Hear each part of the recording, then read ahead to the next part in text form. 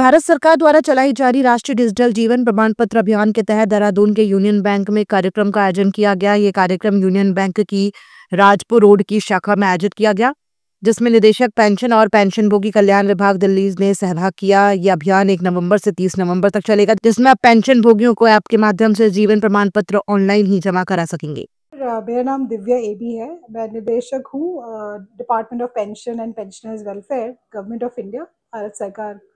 तो जो एक मुहिम है भारत सरकार की, राष्ट्रीय जीवन प्रमाण पत्र अभियान 4.0 2025 का, तो 1 नवंबर से 30 नवंबर 2025 तक है ये। और इस अभियान में तो एक ये होता है कि पेंशनर्स को, पेंशन भोगियों को हर साल नवंबर के महीने में अपना लाइफ सर्टिफिकेट, जीवन प्रमाण पत्र जो है वो सबमिट करना पड़ता है बैंक्स में।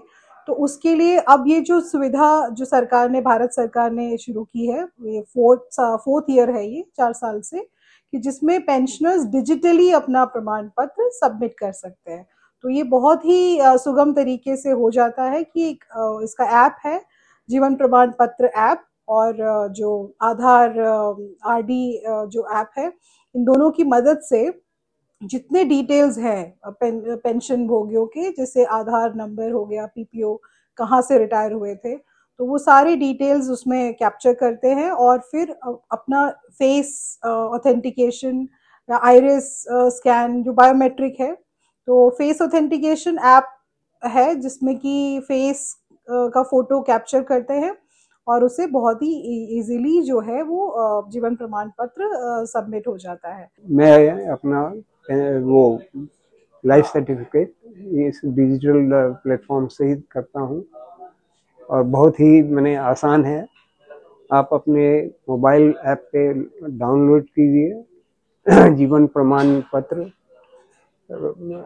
ऐप है, और उसमें आप अपने डिटेल्स दे दीजिए, पीपीओ नंबर दीजिए, अकाउंट नंबर दीजिए, बैंक का नंबर दीजिए, नाम, और आपके रेजिडेंशियल डिटेल्स वगैरह भी मांगते हैं, वो भी दीजिए और भेज दीजिए। आप जहाँ भी आपको मिलता है पेंशन ट्रेजरी से मिलता है, जैसे मेरा ट्रेजरी से आता है तो ट्रेजरी को भेजिए, और ईपीएफ से आता है तो ईपीएफ को वालों को भेजिए, और बड़े आराम से आपको ये हो जाता है।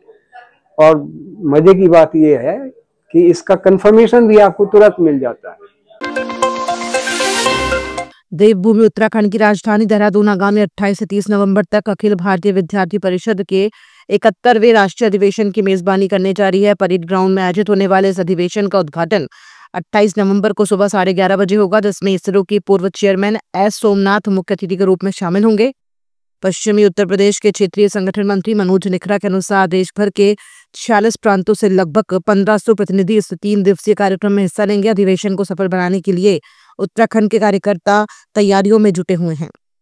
अखिल भारतीय विद्यार्थी परिषद का 71वां राष्ट्रीय अधिवेशन आगामी 28, 29, 30 नवंबर को देवभूमि उत्तराखंड की देहरादून में परेड ग्राउंड में संपन्न होने जा रहा है।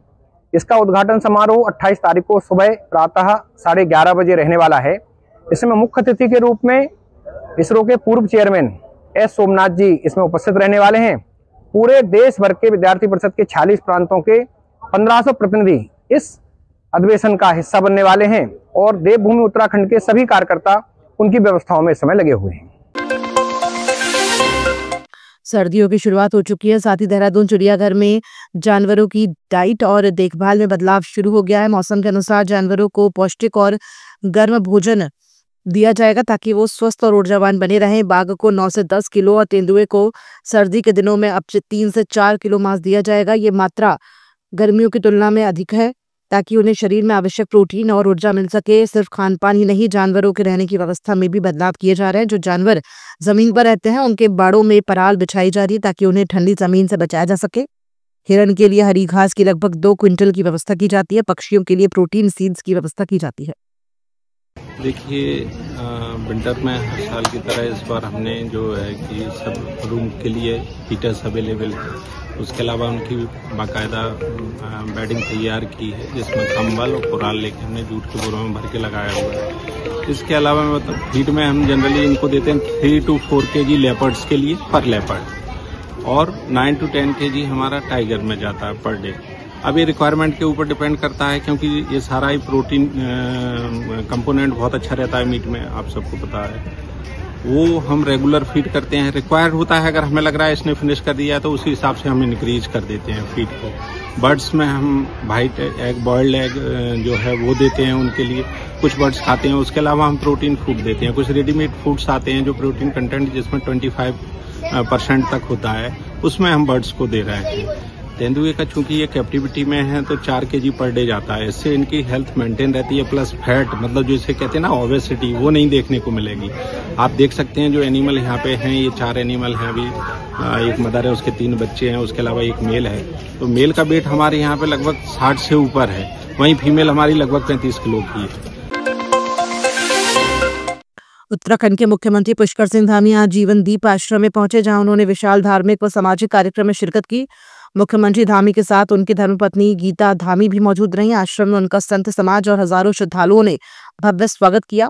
रुड़की स्थित जीवन दीप आश्रम, जो महामंडलेश्वर स्वामी यतीन्द्रानंद गिरी जी महाराज की अगुवाई में प्रदेश का एक प्रमुख आध्यात्मिक केंद्र माना जाता है, आज सुबह से ही श्रद्धालुओं की भीड़ से भरा नजर आया।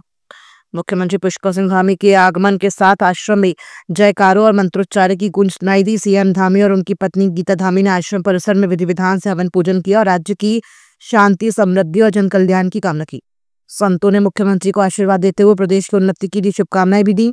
कार्यक्रम का प्रमुख आकर्षण 1100 बाल कन्याओं का पूजन रहा। मुख्यमंत्री ने स्वयं कन्याओं के चरण पखारे, तिलक किया और उपहार वितरित किए। यह आयोजन न सिर्फ धार्मिक परंपरा का प्रतीक था, बल्कि नारी सम्मान और सामाजिक समरसता का संदेश भी देता नजर आया। सभागार का लोकार्पण था, साथ ही जो हनुमान चौक पर गेट लगाया गया है उसका भी लोकार्पण, साथ में 1100 कन्याओं का पूजन और 6 सामूहिक विवाह के भी कार्यक्रम थे। अनेक भक्तजन आए हैं और मैं आपके सभी कार्यक्रमों के लिए और जिनका मंगल कार्य हुआ है उन सभी को बधाई देता हूँ। पूज्य संतगण भी अपना आशीर्वाद देने आए हैं, अनेक स्थानों से अनेक भक्तगण यहाँ पहुँचे हैं, श्रद्धालुजन पहुँचे हैं। सभी सनातन संस्कृति के, सनातन धर्म के वाहक हैं, संभावक हैं, उन सभी को प्रणाम करता हूँ। हमारे प्रधानमंत्री श्री नरेंद्र मोदी जी के नेतृत्व में आज पूरे देश के अंदर, दुनिया के अंदर हमारे सनातन की धर्म ध्वजा फहरा रही है, इसको फिर से पुनर्स्थापना हो रही है। तो सभी हमारे धार्मिक स्थलों को आज सजाया जा रहा है, संवारा जा रहा है। भगवान राम का भव्य मंदिर अयोध्या में बनकर तैयार हो गया है। काशी में काशी कॉरिडोर बन गया है, उज्जैन में महाकाल लोक बन गया है। उत्तराखंड में भगवान बद्री विशाल का मास्टर प्लान पर तेजी से काम हो रहा है। केदारनाथ धाम का नवनिर्माण, पुनर्निर्माण का कार्य तेजी से आगे अंतिम चरण में पहुंच गया है। उत्तराखंड में पर्वतीय क्षेत्रों में वन्य जीव और मानव संघर्ष अब भयावह रूप लेता जा रहा है। आए दिन भालू के हमले लोगों की जान ले रहे हैं, वहीं वन विभाग भी इन हमलों को रोकने में नाकाम साबित हो रहा है। इसी से आक्रोशित होकर राजधानी देहरादून में वन मुख्यालय में प्रदेश अध्यक्ष कांग्रेस गणेश गोदियाल के नेतृत्व में कांग्रेस जनों ने घेराव किया। वन मुख्यालय में धरने पर बैठे गणेश गोदियाल ने इस दौरान कहा कि जहां मैदानी जिलों में हाथी, नीलगाय मानव संपत्ति को नुकसान पहुंचा रहे हैं, वहीं पर्वतीय क्षेत्रों में बाघ, भालू, बंदर लोगों की संपत्ति व जान माल को भारी नुकसान पहुंचा रहे हैं। उन्होंने पौड़ी गढ़वाल के कोठी गांव में भालू के हमले में हुई महिला की मौत और वीरोखाल पौड़ी में भालू द्वारा सैकड़ों पालतू पशुओं को निवाला बनाए जाने की बात को लेकर कहा कि इन सब घटनाओं को रोकने में वन विभाग पूरी तरह से असफल नजर आ रहा है और जान माल की क्षति बदस्तूर जारी है। अलग अलग तरीके से जंगली पशुओं का मानव जीवन को क्षति पहुंचाना लगातार बदस्तूर जारी है। कल रात की घटना है कि कोठी गांव में, पौड़ी गढ़वाल के कोठी गांव में एक महिला की बाघ ने हत्या कर दी। इससे पहले पौड़ी गढ़वाल में ही बीरोखाल और ढाईजुली जैसी जगहों पर सैकड़ों पशुओं को भालुओं ने निवाला बना दिया। इसके पहले चमोली में, रुद्रप्रयाग में, उधर कुमाऊं के बागेश्वर, पिथौरागढ़, अल्मोड़ा, इधर उत्तरकाशी, टेहरी, हर जगह जंगली जानवरों से आम लोग त्रस्त हैं। इसलिए हमने पहले भी सरकार को ये जो आज हमने लिख के दिया, हमने पहले भी सरकार को कहा, हमने पहले ही कहा कि हम रचनात्मक और पॉजिटिव विपक्ष की भूमिका निभाना चाहते हैं, रचनात्मक विपक्ष की भूमिका निभाना चाहते हैं। सरकार को निंदक नियरे राखिए जो फार्मूला है अतीत का, उस फार्मूले के तहत विपक्ष के विचारों को तवज्जो देकर जनहित में कार्य करने चाहिए। दिसंबर 2025 से उत्तराखंड में प्रवेश करने वाले बाहरी राज्यों के वाहनों पर अब ग्रीन सेस लगेगा। राज्य सरकार ने फैसला लिया है कि दूसरे राज्यों से आने वाले सभी प्रकार के वाहनों को राज्य की सीमा में प्रवेश करते ही एंट्री टैक्स के रूप में ग्रीन सेस देना होगा। सूचना के मुताबिक ग्रीन सेस की वसूली पूरी तरह से ऑटोमेटिक होगी और वाहनों के फास्टैग से पैसे स्वतः कट जाएंगे। इस प्रक्रिया पर नजर रखने के लिए पूरे प्रदेश में 40 से अधिक ANPR कैमरे लगाए गए हैं। RTO देहरादून संदीप सैनी के अनुसार परिवहन विभाग ने इस पूरी व्यवस्था को आधुनिक और पारदर्शी बनाने के लिए एक प्राइवेट कंपनी से करार किया है। ये कंपनी उत्तराखंड की सीमाओं पर लगे 16 ऑटोमेटेड नंबर प्लेट रिकॉग्निशन कैमरों के जरिए बाहरी वाहनों की पहचान कर सेस वसूली करेंगे। इसमें परिवहन विभाग द्वारा पूरी तैयारियां कर ली गई हैं। हमारे ANPR कैमरा जो है वो स्थापित है और ये फास्ट टैग के माध्यम से केवल ऑनलाइन वसूला जाएगा। इसमें मैनुअल कोई भी इंटरवेंशन नहीं रहेगा और इसमें जो बाहर की गाड़ियां हैं केवल उन्हीं गाड़ियों से वसूला जाएगा और उनमें भी 2 व्हीलर और 3 व्हीलर एम्बुलेंसेज, स्टेट और सेंट्रल गवर्नमेंट सर्विसेज की जो गाड़ियां होंगी वो एग्जेम्प्टेड रहेंगी और एक बार की एंट्री पे 24 घंटे के लिए जो एंट्री सेस वैलिड रहेगा। अगर कोई गाड़ी दोबारा स्टेट के अंदर आती है तो उसको दोबारा से उसको एंट्री सेस लेना पड़ेगा और साथ ही में इसमें ये सुविधा भी रहेगी कि अगर कोई फ्रीक्वेंट विजिटर होता है या कोई गुड्स व्हीकल वाले होते हैं तो वो क्वार्टरली या ईयरली अपना पास भी बनवा सकते हैं। वो हमारे सिस्टम पे ही रिफ्लेक्ट हो जाएगा तो उस हिसाब से उसमें फीस ली जाएगी।